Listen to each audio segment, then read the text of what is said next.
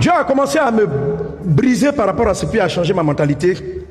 J'étais là un jour, je travaillais. J'ai très peu d'argent. Puis je regarde un jour, je voyais les îles Caraïbes là. Je dis, hey, quel jour on va arriver là-bas? Et tu vois, puis les gens sont là, ils nagent, ils voient les fonds marins. Je regarde et je dis, mais quand tu commences à honorer Dieu dans des petites choses, il va te faire monter. Il a commencé à m'enseigner. Il dit, mais pourquoi tu ne vas pas en vacances? Prends ta femme puis fais-toi plaisir. J'ai voulu dire, non, je n'ai pas.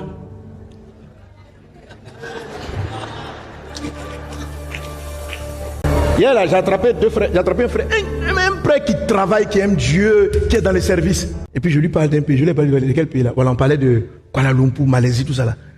Et puis là, je sentais son visage qui est en train de me dire, il a bien envie de partir mais il n'a pas l'argent. Donc, quand il me laisse dire, il dit, qui est ton Dieu? Quand il a dit ça, il dit, qui est ton Dieu? Qui est ton Dieu? Est-ce que tu as osé demander?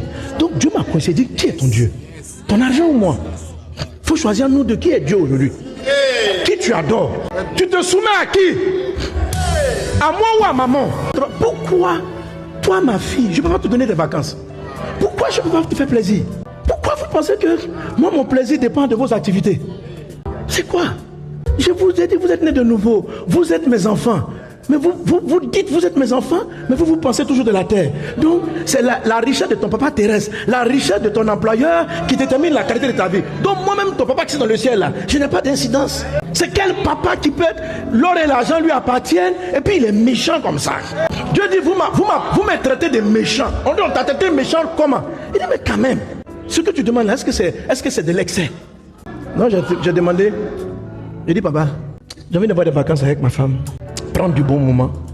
Il dit, voilà, c'est comme ça on parle. Reste calme. Il dit, je veux pas que tu penses à l'argent. Tu as compris, non? Tu ne penses pas à l'argent. Je dis, je vais me concentrer. Ah oui. Il y a un travail qu'on va faire là, en prière. J'ai dit qu'il y a 10 pensées comme ça qui te fatiguent. 10. Qui font que tu ne vis pas ta vie. Non. Tu es trop malheureux. Tu as trop de problèmes. Jésus, la gloire. Tu connais Capote? Tu vis trop en dessous de ce que Dieu a prévu pour toi. 20 ans de vie chrétienne, 20 ans en train de vivre comme un païen. Tu ne sais même pas comment tu as payé ton loyer. Tu es intelligent. Il y a une intelligence en toi. Tu fais en direct.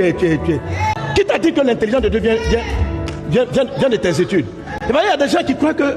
Mais puis il y a des gens, vous savez, eux tous là, ça dit que c'est les mentalités humaines. Il y en a qui croient que la qualité de leur service à l'église dépend de ce qu'ils ont appris dans le monde.